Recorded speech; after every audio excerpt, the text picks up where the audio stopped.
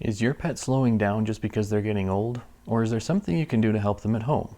I'm the DIY vet, and we're going to talk about that today. This information is no substitute for in-person veterinary care. Many pet owners notice this time of year, fall or early winter, that their pet seems to be slowing down, especially if they seem to be getting older. A lot of people will want to blame this just on the fact that old age is happening, and with old age comes some slowness. That's partially true, but partially wrong. The fact is that old age brings with it many conditions that can cause pets to slow down. Today I want to talk about arthritis and how it can affect cats and dogs and what you can do about it at home to try to help them live a happier, healthier, longer life. What arthritis looks like at home, it can often look like a reluctance to jump up on things. This includes climbing up stairs, jumping up on the couch or on the bed, or jumping up on furniture for cats. They just don't seem to want to do it anymore. When it hurts to use those hips and extend them out, we don't do it anymore, just to avoid the pain. Another thing that arthritis can look like at home is a reluctance to continue on such long walks as we went on before for our dogs. Dogs will often sit down partway through a walk and not want to walk anymore. If you see your dog doing this, it may have arthritis or another condition that's causing pain to their joints. The main treatment plan for arthritis involves 3 basic steps.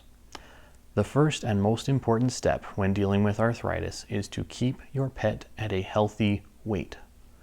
There is an obesity epidemic among pets in the United States. Cats and dogs alike are being fed too much and the wrong foods, and as a result are weighing much more than they should. Extra weight puts extra stress on the joints, and arthritis is worsened in these pets. The best thing you can do for your pet to help make sure that it has a healthy weight is to not feed it too much. And you can get advice from your veterinarian on how to get the right amount of food into your pet. One bit of advice I can give here is to not follow the recommendation on the back of the food bag.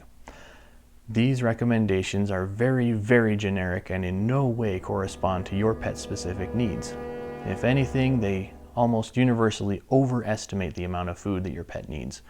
So if you're feeding the amount on the back of the food bag and your pet is still overweight, you may need to get a better recommendation on how much to feed your pet. Something else you can do for your pet at home if you're suspecting arthritis is to get your pet on a joint supplement.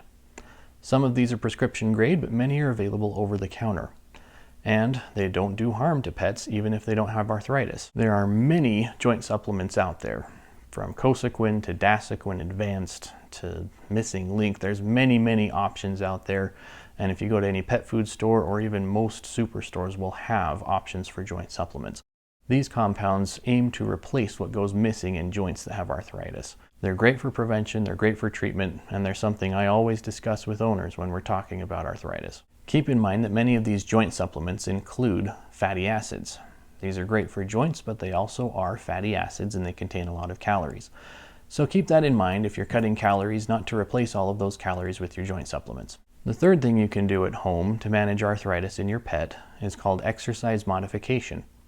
What this means is not that we're going to start running marathons with our overweight arthritic pet. What it does mean is that we're going to keep our pet moving in an amount and at a rate that is comfortable for them and that is manageable for them, that does not cause them excessive pain.